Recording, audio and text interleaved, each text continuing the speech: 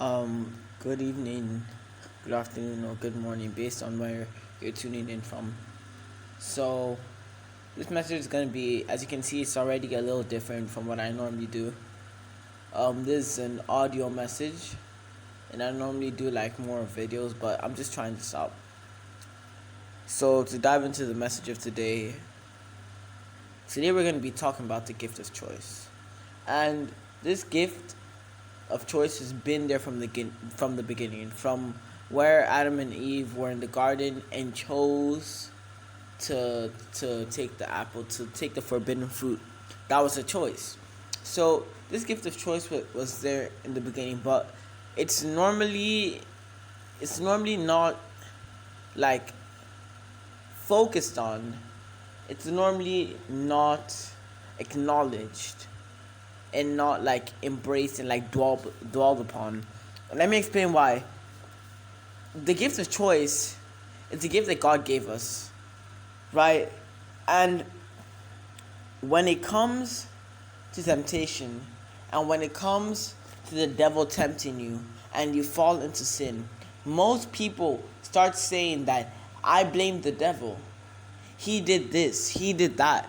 But keep in mind, the devil cannot interfere with your life unless God or you let him to. And even if you let him to, he can't force you to do anything. All he can do is tempt you.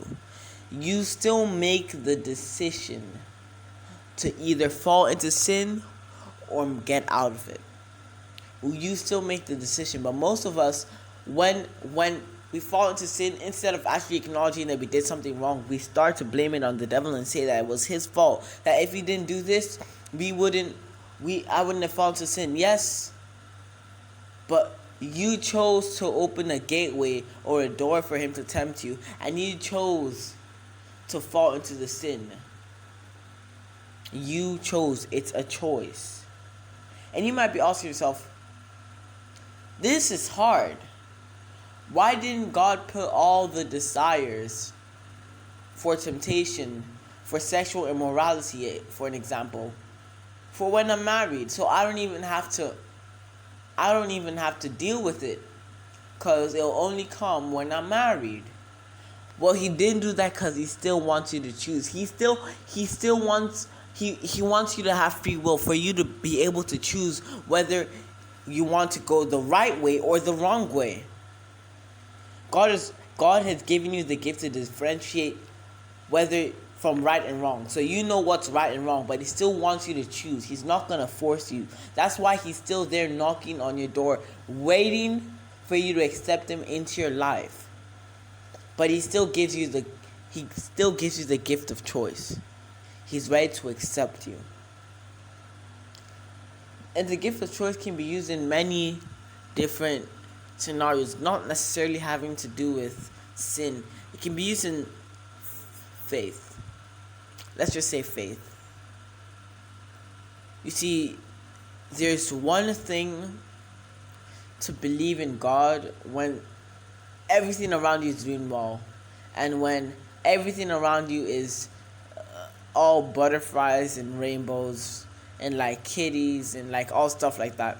But it's another thing to believe God when you don't even know where you're going. You don't even know what you're doing. That it's another thing to believe God, to hold the steering wheel of your life and trust him to direct you. To the extent where you don't know what you're even doing, where you're walking in faith blindly and letting him lead you, and you trusting that he knows what he's doing. Those are two different things. But people, some people don't even choose to have faith in God. Some people don't even want to, so they don't choose to. And you might think, maybe he was just lucky. He didn't have it as bad as I did. God just loves him more, so he made it more possible for him to believe.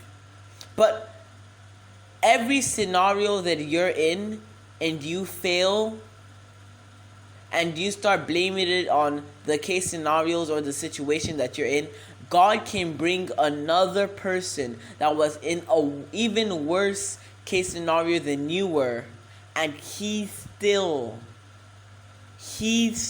followed God. He still stayed faithful. He still didn't fall in sin. But he made the choice. It's all about choice. Life is about choice. Let me tell you something.